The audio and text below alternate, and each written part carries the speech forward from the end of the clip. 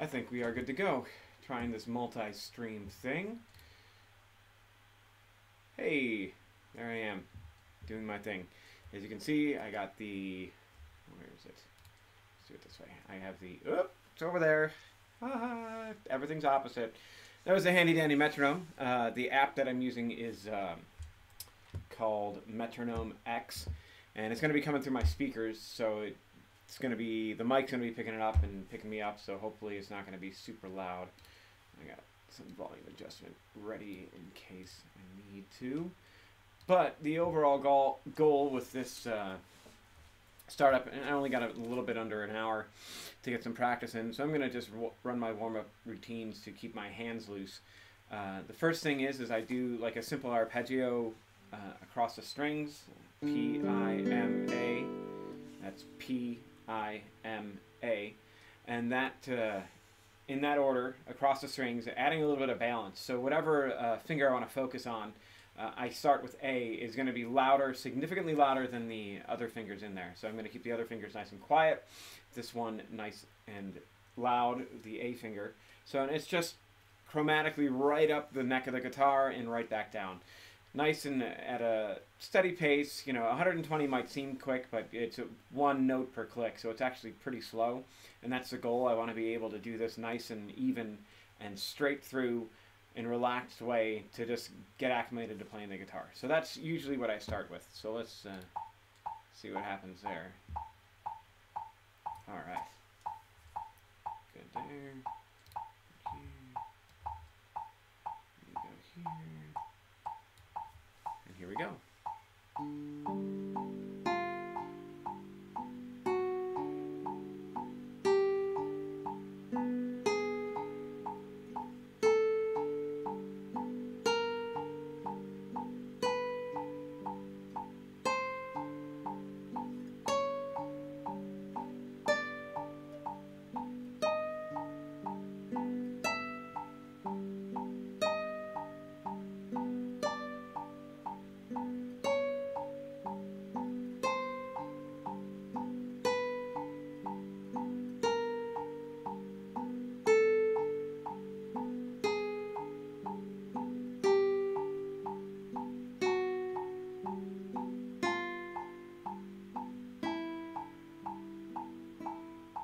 So while you're going through this, you need to make sure that everything is kind of in order with it. I do it slow enough to make sure that I'm constantly close to the frets. I'm working on a good, nice, big, thick tone from my fingers, and just keeping the balance in perspective as I'm going through the whole thing. Where did my... Now to the M finger. Same idea.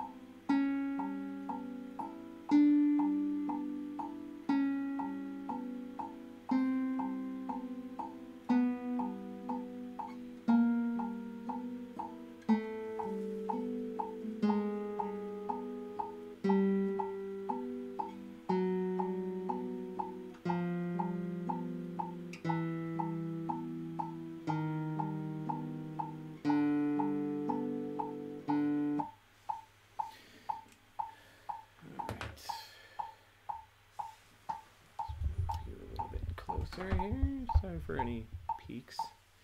Let's see. Yes. Good. All right, so all set with the simple arpeggios. I can change the text in this too. The next thing that I'm going to be working on is just a simple, it's like a pseudo stretching slash I&M type of routine that goes up and down the neck. It's basically, I use it to practice proximity to the strings. Like the goal is not to have my fingers flying off, but to be as close as possible and prep for the next set of notes. This one I do at a relatively slower rate, 16th note at 65. The goal with these isn't speed. The goal with these is to be as accurate as possible. You want to start out as accurate as possible, and then as time progresses, you can build speed in, and it's really a good habit to kind of, if you're constantly practicing accurately, speeding it up will not be that difficult because you're not going to be having to wean out mistakes. So if you start it and you're making mistakes consistently, it's going to be really hard to speed it up without those mistakes becoming more and more apparent as you speed it up. So be as accurate as possible in a slow and controlled way to begin with, and then next up you can speed it up slowly but surely and keep that accuracy there, and that will translate into all of your playing. So anyways, so the next up is kind of, what is this?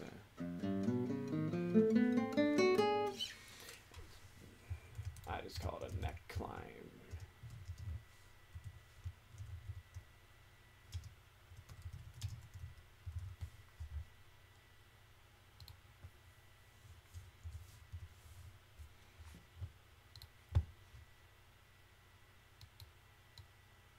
Oh, nope. I need you. I think right there. Cool. So everything to the quarter, nice and even.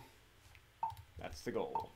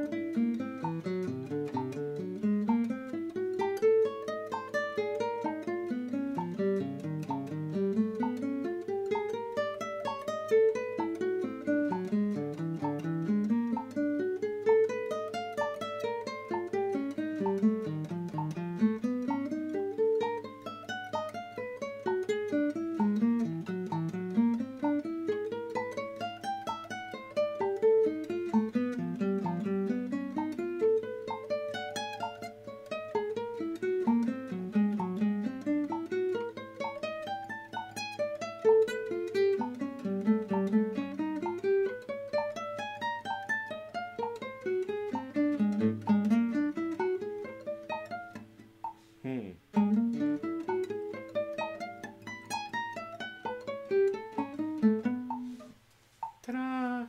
Simple. It's magic. Oop. Let me pause this for a second.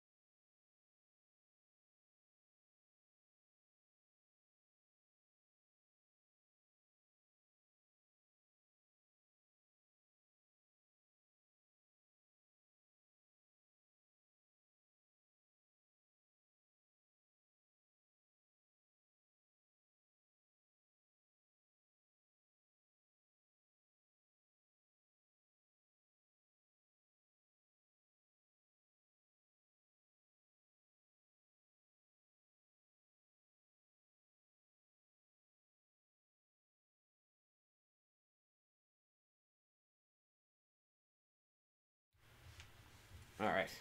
Sometimes phone calls happen. Okay, next up. Ta-da! Neck descent at 90 beats per minute. Going across the strings. Well, a better way to put it is it's semi-chromatic. In other words, it's not every single half step, but it's pretty close to it. And it's going to be at a triplet.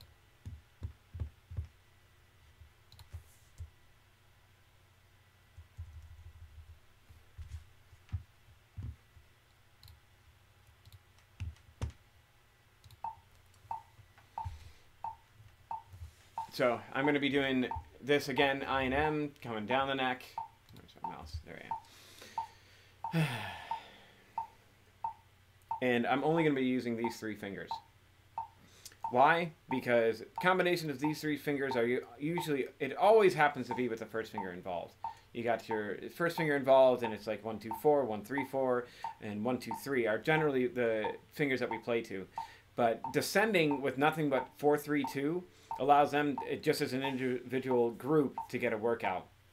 And you're basically as strong as your weakest link, especially with classical music. You know, any other style of music, let me stop this for a second. Any other style of music, you can play to your strengths consistently and not have to worry about your weak points, which is great for that particular style. But with classical music, you're playing everybody else's works, and if those particular works have something that demands something, a technique or a style that you're weak in, you need to make sure that that is brought up to the forefront and is at the same level as all the other things that you might be strong in. So while you're doing these exercises, or when you're doing exercises across the board, especially with classical technique, you want to make sure that everything is on the same level, that you're not too weighted on one thing or another. Everybody has their strengths and their weaknesses, but you want that disparity, instead of being something like this, to be nice and even as much as possible.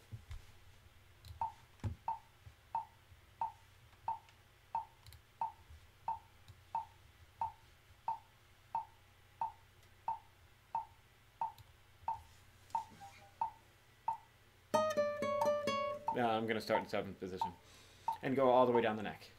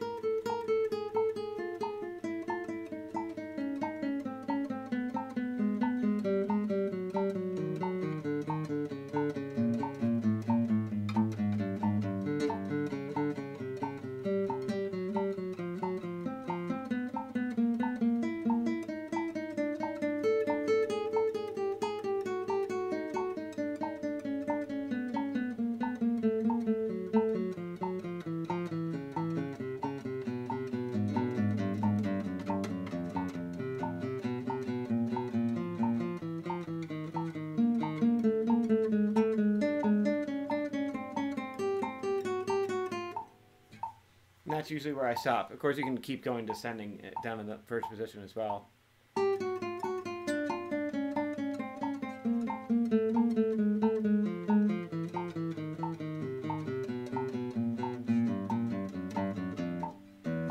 And whichever.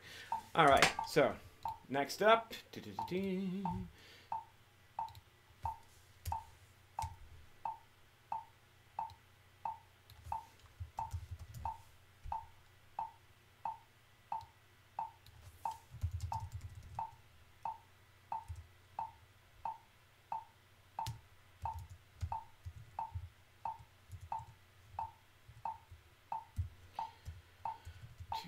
3, 3 to 4, 2 to 4, nope, 2 to 4, 1 to 3, 1 to 4.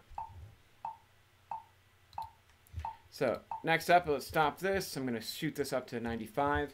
And I'm going to be doing a slur exercise using the first 3 frets of the guitar right here. Going to be starting out with a hammer-on from nowhere. It's one of the ones that seems to be ignored most of the time with any type of hammer-on exercise. It's this. The goal with it is to just continue to build strength in this finger and be able to play the slurs in time and keep the volume of the slurs consistent. The hammer-on and the pull-off should be the same amount of volume on both of it. So it shouldn't be, you know, louder on one than the other. Rhythmically, D, da, da, da, da, da, da, 1 and a 2 and a 3, a 4 and a 1. So I'm doing an eighth to a dotted eighth note to 2/16 throughout the whole thing. So, and I'm going to start with the first fret and move all the way to the 3rd fret, then go to the next finger set that you see down here. So right now I'm at 0, 1, then 1 to 2, 2 to 3, 3 to 4, 2 to 4, 1 to 3, and then 1 to 4, rock.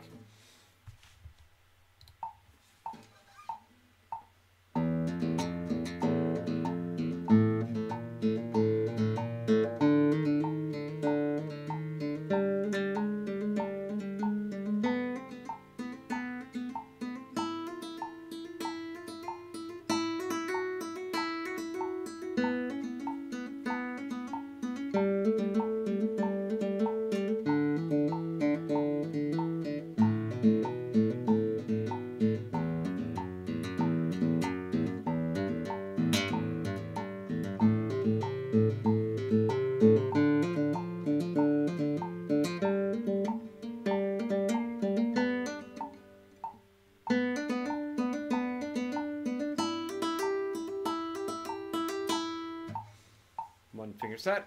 Next up.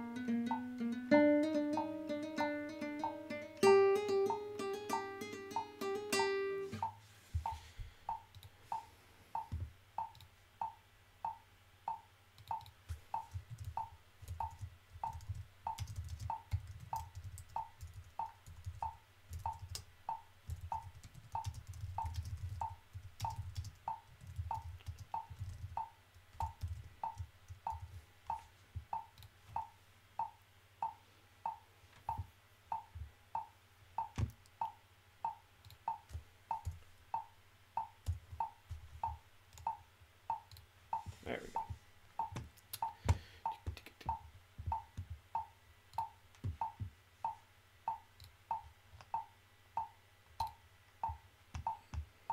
Whoop.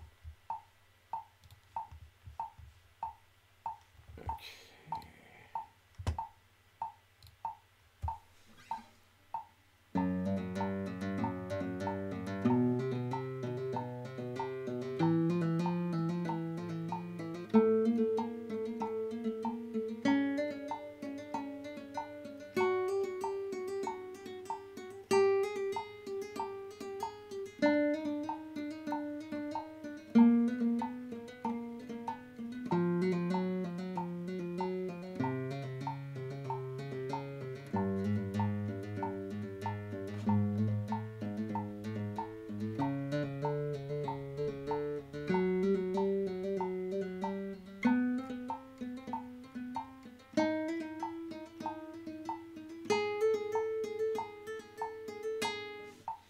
And that's that.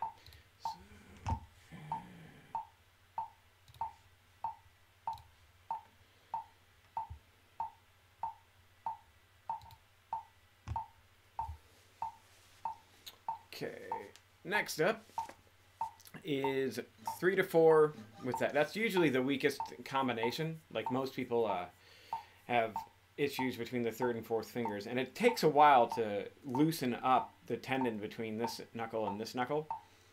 Yeah, turn it that way, and that way.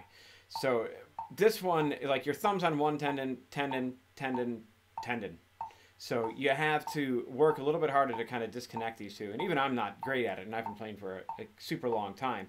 But the bottom line is the more you work at it, the more they'll loosen up and the more independence you'll have between your ring and your pinky. So here we go, 3 to 4.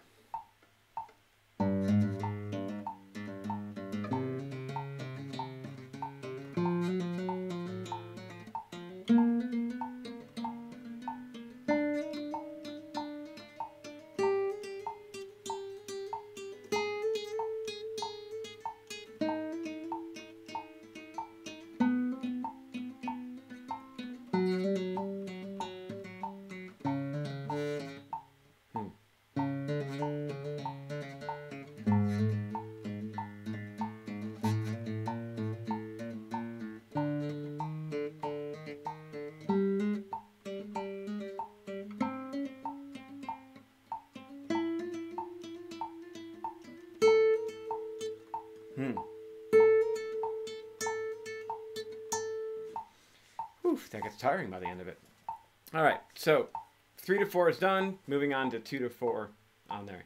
I usually would go 1 to 3, but that also kind of like leaves it so that I'm using my pinky like crazy all the way in a row.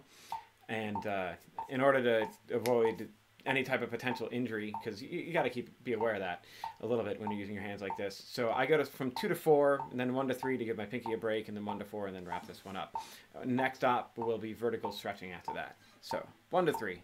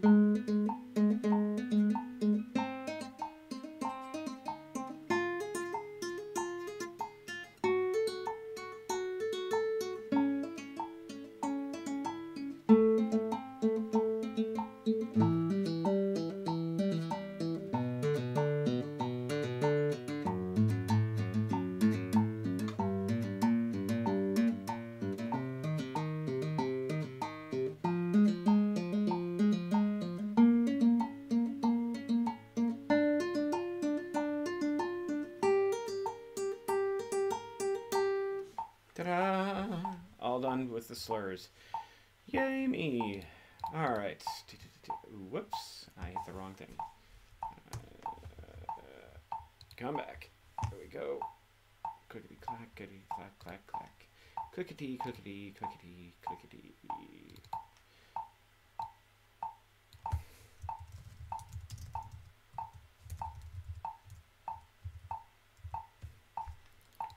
Next up, vertical stretching. Yay! So this, you never want a metronome on. for this particular exercise. Any type of thing that you're going to be working out your hand in stretches. Looking for something real quick, which still haven't found what I'm looking for. No relation to the U2 song. I can't find it. All right. Well, whatever. So with this one, it's a vertical stretch going all the way up the neck here to the 12th fret with the pinky on the 12th fret. Then it's going to come back down. It's called the spider for obvious reasons, because in a second, because it looks like a spider. And it's going to slowly climb up using independence between each one and just getting it so that you're used to moving your fingers on a fretboard opposite each other to the nth degree. So basically, you know, the 6th and the 1st string. And what that allows you to do is in pieces where you have weird chord stretches or weird positions or chords like that, makes it a lot easier. I mean, those are rare, but still, you want to be able to peel off these chords that are rare without a problem, and it makes it easier to kind of grab between the two strings. So what you want to do is it's going to be 1, 2, 3, or it's going to be 1, 2, 3, 4, and that's it. So first finger to the 2nd finger down, 3rd finger on the 6th fret, 1st finger on the 1st fret, then you're going to go down to the 2nd finger, 3rd finger goes up, pinky comes down on the 4th fret, and then your 2nd finger comes down to the 2nd fret, 3rd finger goes up, pinky comes down. That's the set. So you're going to do that set, and then you're going to move up a fret and repeat, move up a fret and repeat, and so on to the 12th fret and then back down, which I'll do right now. Try and keep it as legato as possible, which means the notes should be connected.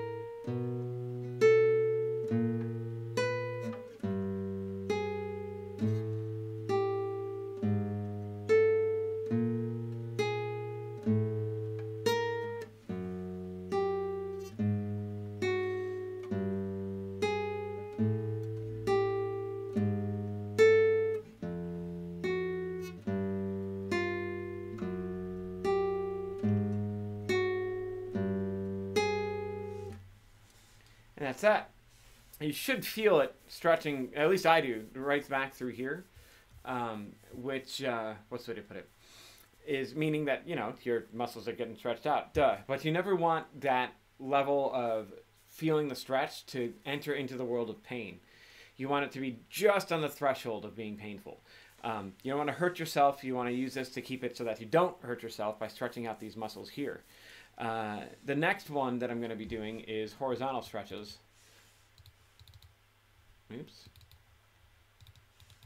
Wrong thing. Horizontal 4, re. Terrible typing. There we go. Horizontal stretching. So I'm going to go across each of the strings, you know, doing it 1, 2, 3, 4, but putting a fret in between each finger. So it's going to be 1, 2, 3, 4, then back.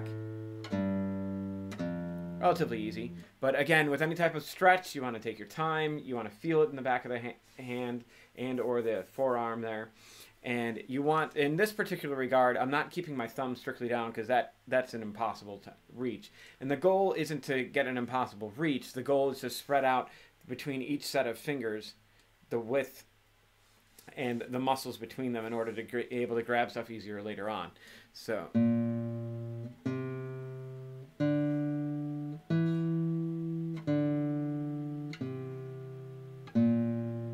And then just moves to the next string.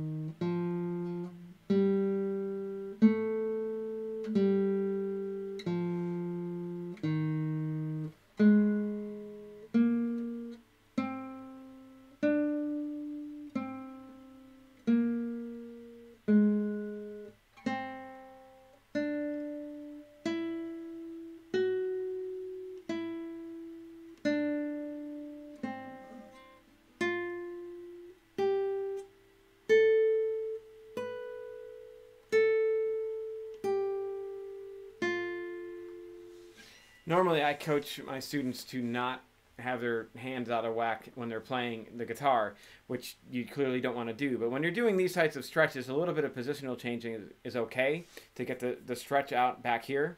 But you don't want to have your entire body twisting and turning for every single chord or any single thing that you do. The majority of the chords and phrases and stuff like that you'll be playing, you'll be able to play with a pretty static body. In other words, non-moving body position in order to be able to reach everything. But there's times in music and in performance where moving is the only way to really be able to grab a particular thing, except you don't want to remain in that spot. You want to do what you need to do and then move on. So that was step 1 of the horizontal stretching. Step 2 is to get it much, much, much further. So instead of doing 1 fret in between, now it's 2 frets. So I'm still going 1, 2, 3, 4, but fret-wise I'm going 1, 4, 7, 10.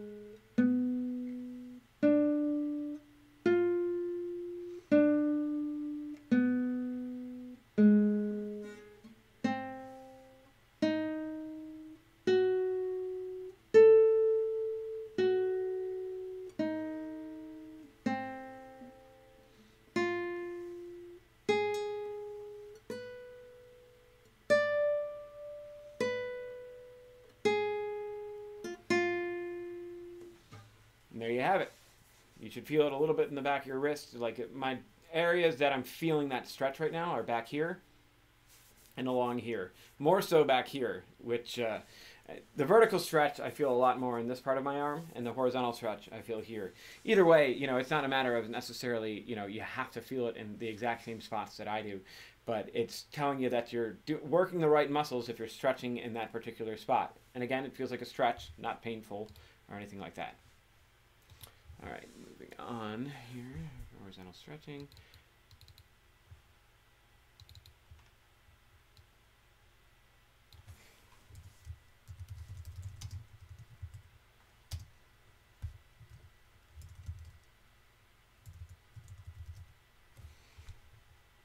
All right, next up is some arpeggio work in the plucking hand. I try to keep my terminology side neutral or dominant hand neutral, as I'm left-handed and some people are right-handed. Well, most people are right-handed in terms of guitar playing. I kind of, whatever is easier for me, use that hand. Okay. First up is just a simple arpeggio, but I will be including my pinky finger in this, or the C finger. I was reading online by the classical players, and clearly one of the best players was making a point about using your pinky in practice in order to keep your whole hand working together and not allowing tension to build in the hand. So I started to implement pinky practice. You know, this is like, normally I wouldn't use it, but I got the nail, and let's include it in everything in order to see if it makes a difference. And it really has. You know, ignoring a part of your hand that is going to be maybe not necessarily used, but that can be used to complement other things. Like if you're moving together, you have a lot less tension versus trying to keep it out like this while you're doing these things. It allows a much more efficiency of playing. So you want to be able to include that in your practice as much as possible in order to facilitate easier playing on everything else. So the goal with any type of warm-up routine should be these techniques will be used in the pieces. So this is bringing everything in terms of the difficult passages, or maybe not difficult passages, but certain passages of pieces, much to an acceptable, and not acceptable, much further down to a level playing field. That's the words that I'm looking for. Words are good. My coffee may be wearing off. So with this, I'm going C, A, M, I, P, but I'm also going in, out, in, out. So everything's going to be playing eighth note to the 90 beats per minute that's going on at the metronome right now. And I have a timer that I'm going to set. Anytime that you're doing something with an open goal, I always set a timer. Like if I'm not going up to the 12th fret and then back down, I need something to tell me to stop. Otherwise, I'll just keep going, and it won't be, things can get lopsided. So here we go. 3 minutes of this.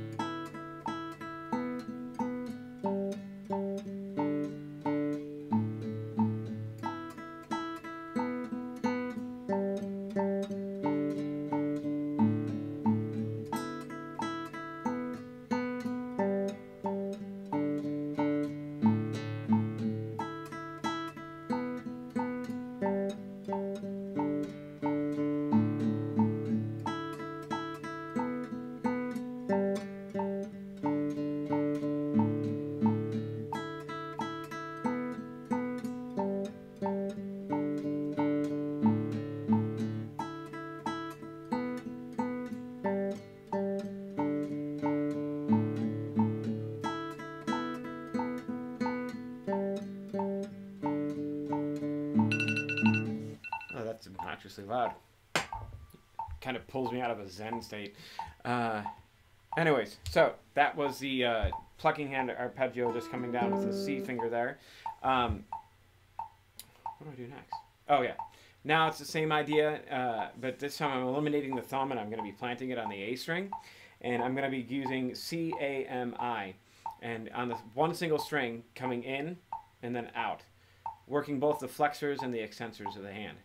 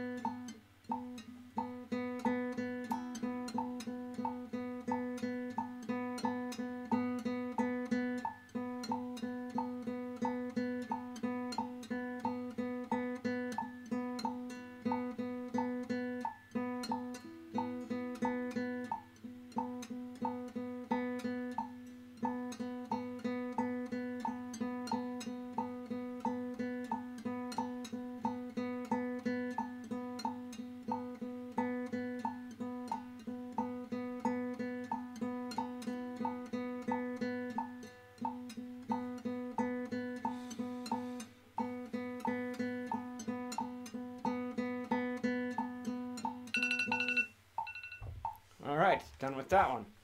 Next up is an inversion of the arpeggios idea. I kind of like what it does to your hand is it teaches it where it has to turn in order to get the results, but keeps you constrained because you're just doing one arpeggio the entire time. And it's basically C-A-M-I and then I-M-A-C. So, anyways. And then you're going to flip the fingers.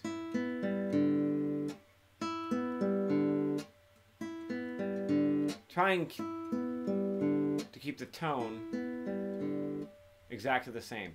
So it's going to be the same idea with the metronome and the same 3 minutes. So 3 minutes at a time, keep sanity going.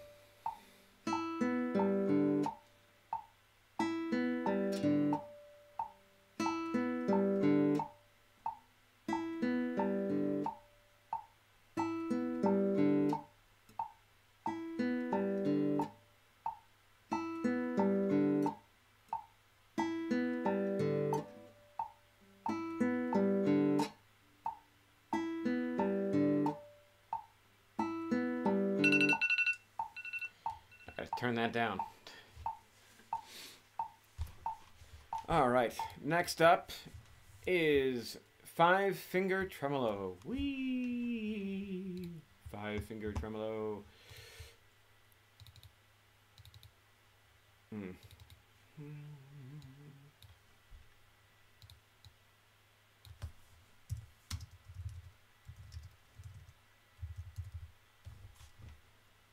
Why 5-finger tremolo? Because why not? No, but seriously, most often when tremolo was like the biggest thing for me to conquer in my undergraduate degree, it was just I couldn't get it for a long time, and it took about 2 years of constantly trying different exercises and getting frustrated and stopping practicing it and trying it again and stopping practice it and trying it again, and different anything that I could really put into my toolbox for being able to play tremolo, I would do. There was one exercise that really did it, and Andrew Zone gave it to me, and it was absolutely brilliant, of turning it into a 6/8 and equivocating each eighth note with a finger motion, but doing it in terms of a dotted quarter and 3/8 notes. So, you know, you'd go 1, 2, 3, 4, 5, 6, 1, and then put your finger back and hold it 1, 2, 3, 4, 5, 6, 1, 2, 3, 4, 5, 6, 1. And then you'd rotate to which finger starts out on the 1 and which fills in the rest. 1, 2, 3, 4, 5, 6, 1, 2, 3, 4, 5, 6, 1, 2, 3, 4, 5, 6, 1, 2, 3, 4, 5, 6, you know, and so on. 1, 2, 3, 4, 5, 6, 1, 2, 4, 5, and so on, through each of the finger sets. And that was a breakthrough for me. I don't necessarily do that exercise so much anymore, as I have plenty of pieces that keep my tremolo going, but I want to make sure that I'm challenging my hand in order to keep development with it. And one of the ways to do that is to add another finger, because why not? Ta-da! We have the pinky, might as well use it. So adding this extra finger in allows a lot more of this type of motion through the entire hand rather than just these three. Notice on my pinky, if I focus on the A, M, and I, the pinky kind of just does its own thing, even if I'm relaxed. But if I include the pinky, it's a lot more fluid of the motion with there. So I'm going to be doing that, same idea, 3 minutes, but this time I've slowed down the metronome to a rate that I can actually handle it, the 5-finger wise. I don't see this being practical in terms of performance pieces, unless you're into the flamenco thing, and they totally will use this, but I'm not there just yet. So what I'll do is just practice this for 3 minutes and then be done with it. Oh, also when you're practicing tremolo, make sure you're on an internal string. Practicing on just the external string allows your fingers to fly out too far. You want to have some type of constriction of the fingers in order to make sure that your motion is closer to the string.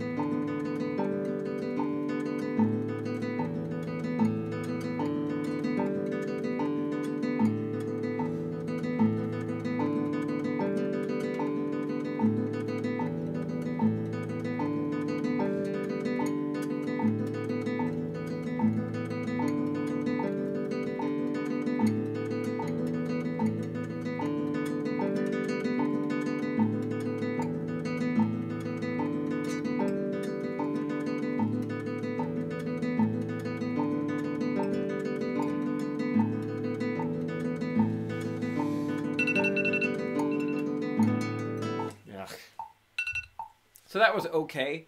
I kept on, I was hitting the C finger and it was hitting the string, but I wasn't producing a note some of the times. So that kind of was, yeah, that was not terrible, but definitely not consistently clean. So I need to work on that. I might have to slow down the metronome and get more precise with it, but I don't have time to do that necessarily today. And the last thing up is going to be, in terms of the plucking hand, is going to be just a simple raschiato, the fan technique. So it's going to be up with the thumb, out with M and I, down with the finger, or with the thumb, and then up again. So P,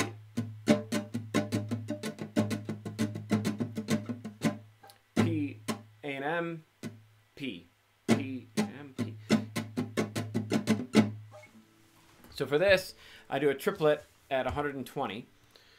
So here we go, shooting off like a rocket to 120-ish. Let's go with 122 because that's where I was in terms of my scales.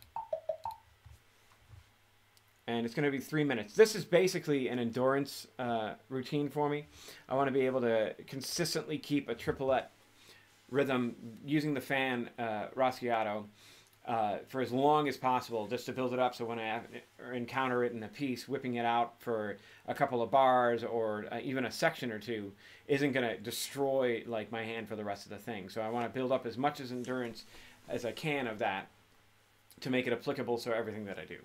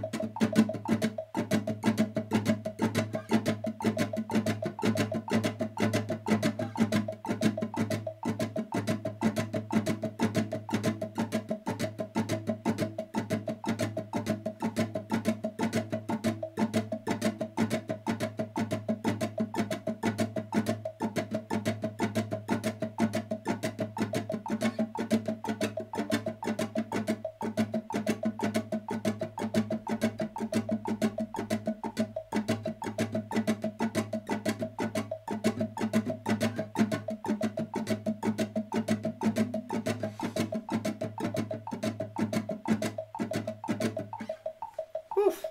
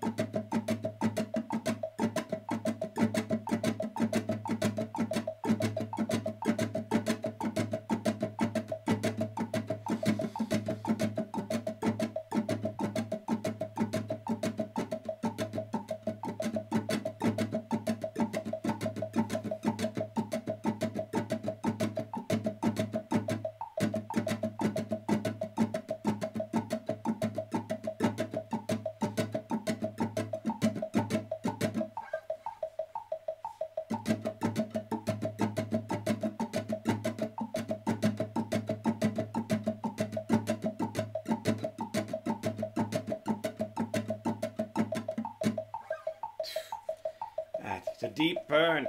I've done 1,000, I've done so many.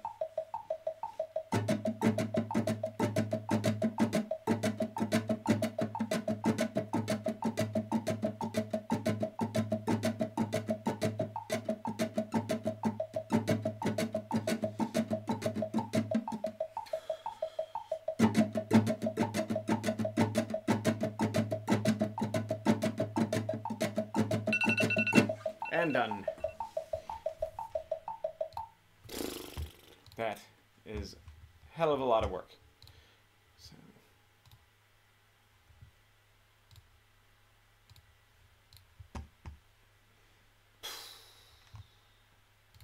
Okay, so that's pretty much the initial warm-up that I do between both the hands. It goes by a little bit quicker when I'm not talking, clearly.